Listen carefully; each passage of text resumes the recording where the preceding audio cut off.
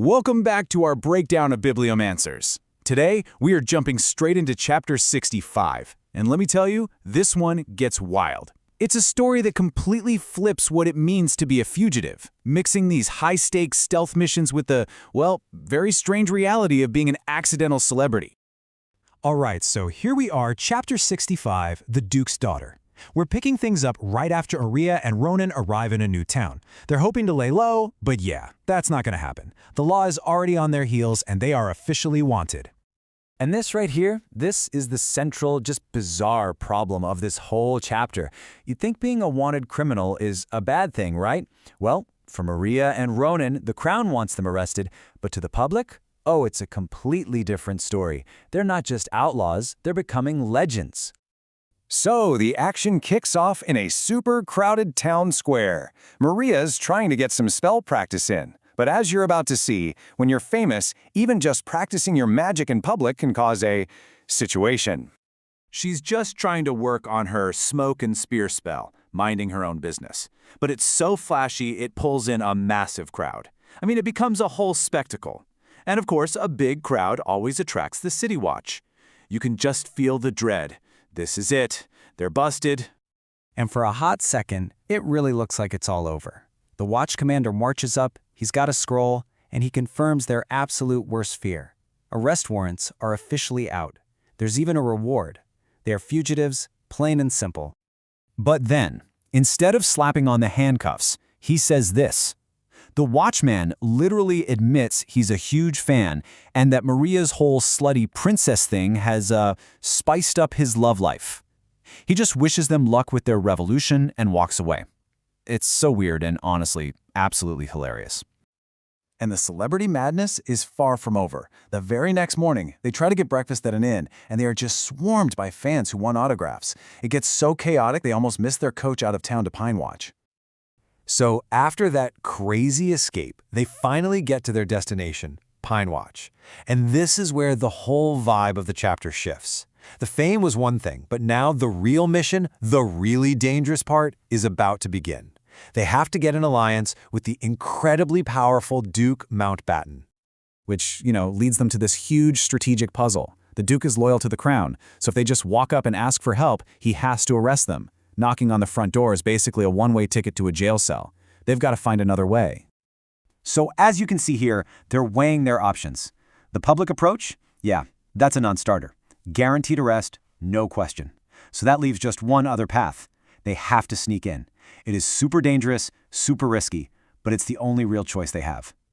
And here's the plan they cook up, laid out step by step. This isn't just, let's break in and see what happens. No, this is a precise operation. And the absolute key to this whole thing is step number 3. Find Elisa, the Duke's daughter. See, Maria knew her from school, and they're hoping to use that old connection to get a secret, private meeting with the Duke himself. Okay, so the strategy is set. They wait for the sun to go down, and the heist is officially on. Maria and Ronan are now starting the most dangerous part of their journey yet, breaking into the fortress-like home of one of the most powerful men in the entire kingdom. This timeline just shows you how careful they're being. Every single step is thought out. The quiet 3-mile walk to avoid patrols, Ronan giving Maria a boost over the wall, the genius use of a smoke spell to throw off the guard dogs, and Ronan's skills picking the lock. Step by step, they're in. So they're creeping through this silent, dark mansion, making their way to Elisa's room on the second floor. Everything's going according to plan. But the second they open that door, their entire carefully crafted mission is about to get completely turned on its head. The crucial moment. Maria has to wake Elisa up without her screaming her head off and alerting the entire house. She gently puts her hand over Elisa's mouth. She has literally seconds to make sure this doesn't go horribly wrong. But Elisa's reaction isn't fear. It's not anger. It is pure, starstruck, fangirling awe. Just like that guard back in town, she doesn't see a dangerous criminal in her room. She sees her idol, the slutty princess in the flesh. Maria tries to get things back on track, asking Elisa to go get her father. But then Elisa just drops one bombshell after another. First, the Duke's not even home. Why? Because he's out hunting for them. Second, his men are watching all the exits. Their infiltration has just become a trap. They're stuck. And this leads us to the final game-changing twist of the chapter. Right when it seems like all hope is lost, like they're totally cornered with no way out, Elisa reveals a secret of her own that just changes, well, everything. It turns out Elisa is not exactly a loyal daughter. She's more like a prisoner. She tells them she's been forced into an arranged marriage with some baron who is 32 years older than her, a guy whose first 2 wives already died during childbirth.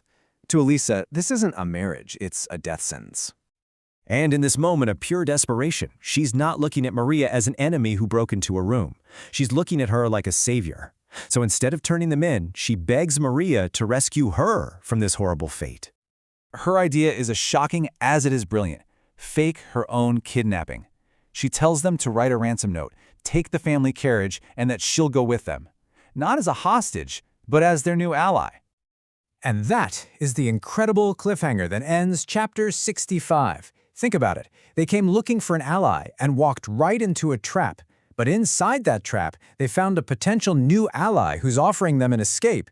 So the question we're all left with is huge. Is this for real? Can they trust her? Or is this just a whole new kind of trap waiting to spring?